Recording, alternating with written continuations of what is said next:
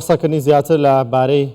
گرێبەستی کۆمپانیای گرێبەستی وەزارەتی نەوتی عێراق لەگەڵ کۆمپانیەکانی بەرهەمهێنانی گاز لە هەرێمی کوردستان گفتوگۆکەین لەگەڵ بەڕێز سەباح سوبحی ئەندامی لیژنەی نەوت و وزەی پەرلەمانی عێراق. بەڕێز سەباح سوبحی سڵاوتان لێ بێتۆم، کاتتان باش.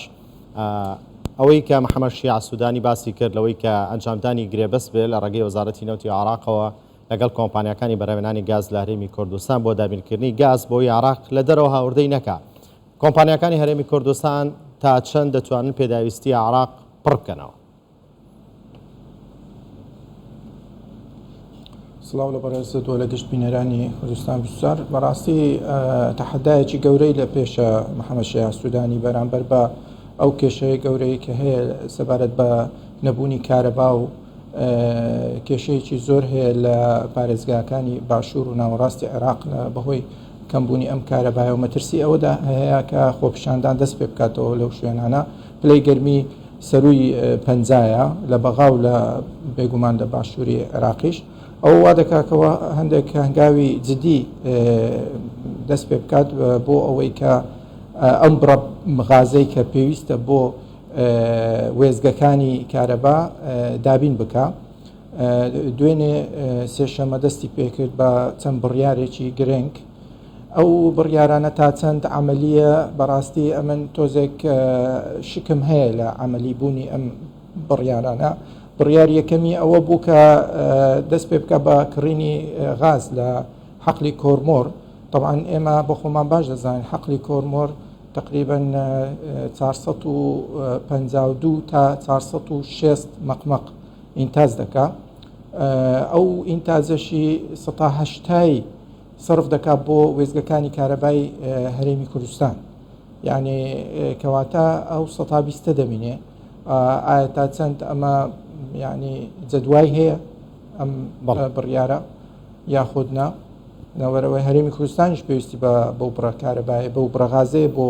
بەرهەمهێنانی کارەبا. لەلایەکی دیکەوە بڕیاری ئەوەی دووەمی ئەنجومەنی وەزیرانی ئیتیحادی ئەوە بوو کە غاز لە ئێران بکڕێ، بەڵام کڕینەکەی بە ئەسلوبی مقایازە بێ، یعنی نەوتی خاو لەگەڵ نەوتی ڕەش پێشکەش بە ئێران دەکا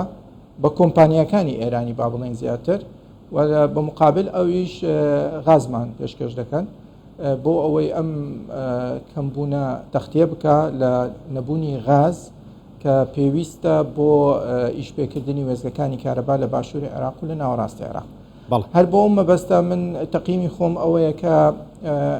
ئەو دوو هەنگاوە بەڕاستی کێشەکە چارەسەر ناکە. نەبوونی کارەبا لە وەتی لە 2003ەوە با بڵێن زیاتر لەوەتی ئەو حکوومەتانە هاتووە نەیانتوانیەوە کێشەی کارەبا چارەسەر بکەن و غازی سروشتیش بەردەوام دەسوێندرێت بە خۆڕایی لە حقوولەکانی نەوتی و لە گەشت حقوق نەیانتوانیەوە کۆنتترۆل بکە. ئێستا وا بەرەبەرە چەند عەقدێکیان کردووە لەگەڵ شەریکەی تۆتالی فەڕەنسی بۆ ئەوەی کە ئەم کێشەیە چارەسەریی بۆ بدۆزنەوە، بەڵام ئەمە وەختی دەوێت بەڕاستی بەڕێز سەباح ئەمە دەبێت حکوومەتی ئیتیحادی پێشوەختە یعنی ئەوەی کرد بە احتیاتی بۆ دانا بە بەڵێ پێما بێم ڕۆژ شەشەم ڕۆژە کە نەوتی هەرێمی کوردستان ڕەوانەی بێجیە کرێت ڕۆژانە 150,000 بەرمیلە. ئەم ڕێژەیە زیاد دەکرێت یاخود نا، و لەگەڵ ئەوەشدا ئەم ڕێژەیە زیاد بکات کەم بکات هیچ نەڕوات بۆ بێجی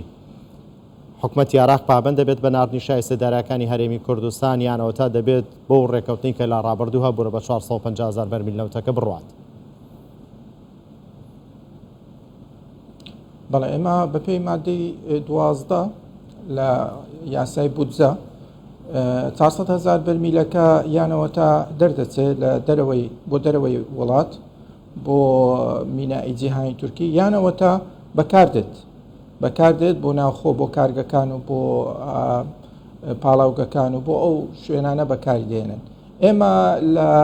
هەردوو حاڵەتەکە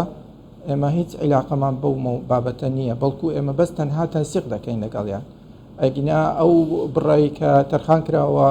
بۆ بودجەی هەرێمی کوردستان سابتە و بوتە یاسا و هیچ کێشەی نییە، ینی بەرمیلێک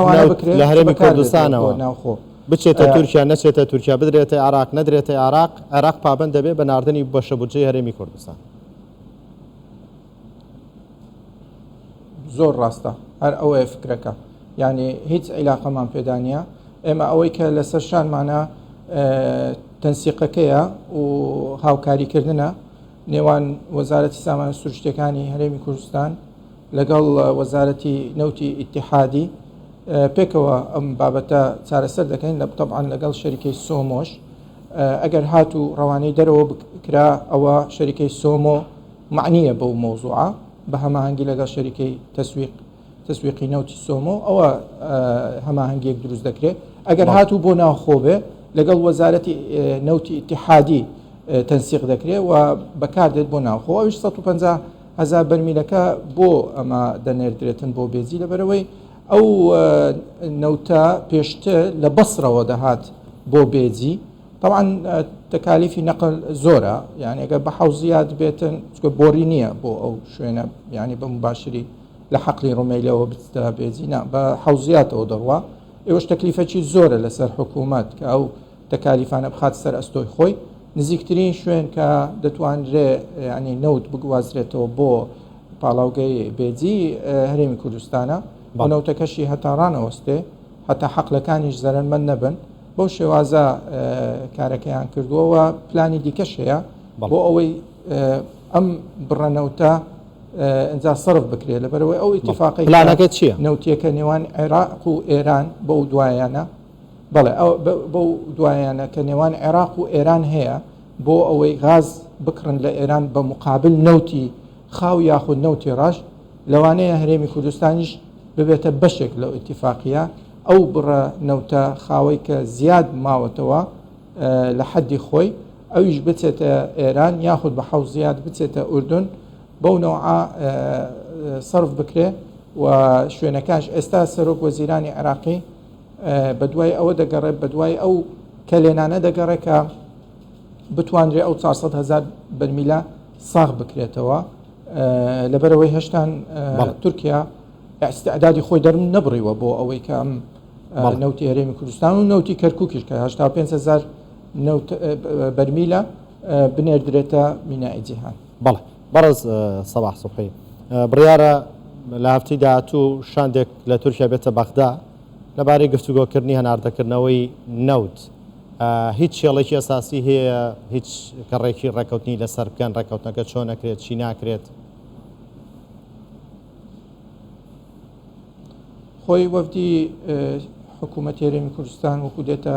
بەغا بۆ دیراسەکردنی سێ بابەتی سەرەکیە بابەتی یەکەم لەسەر ئەو 400,000 بەرمیلێ و ساغکردنەوەی دووەم لەسەر ئەو تعلیماتانەی کە دەردەچێت لەسەر بودجا سێەم لەسەر یاسای نەوت و گازە کە ئێستا خۆناغی نووسینی ئەو یاسایەیە کە گرنگترین یاسایە لە دوای یاسای بودجە دێتن و مەسیری ملت لەسەر ئەو یاسایە ڕادەوەستێ و گرنگترین ئەو بابەتانش کە یعنی مفاوەزاتی لەسەر دەکرێت و بەحثاتی لەسەر دەکرێت و گفتوگۆی لەسەر دەکرێت پێویستی بە بنەمایەکی دەستوری قانونی هەیە خۆشبەختانە بودجە بۆتە بنەمایەکی قانونی بۆ هەرێمی کوردستان و کێشەی لەسەر نەماوە تەنها مناقەشاتی بچووکی لەسەر ماوە لەسەر جەدا و تەنزیمی جەدوەلەکان و لەسەر ئەو ڕێنمایانەی کە دەردەچێت لە وەزارەتی دارایی ئیتیحادی لەلایەکی دیکەوە مەسلەی نەوت دێتن ئەویش دوو بنەمای سەرەکی هەیە بنەمای دەستوریەکەمان هەیە کە مادەی 111 و 112 و لەگەڵ ئەو یاسای بودجەیە کە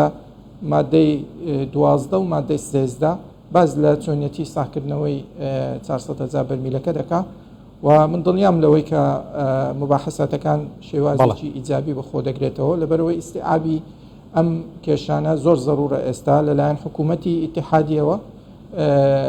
کێشە و گرفتی زۆرە ئێستا حالی حاضر بە نەبوونی کارەبا و بە نەبوونی ئاو ناوێ کێشەی دیکە زیاد بکە لەسەر شانی خۆی و چارەسەرێک بۆ هەموو کێشەکان دەدۆزێتەوە. بەڵێ بەڕێز سەباح سوبحی ئەنجامی لیژنەی نەوت و زەی پەرلەمانی عێراق لە بەغدا و لەگەڵماندا بووی سوپاس بۆ کاتێ بێمەتاندا.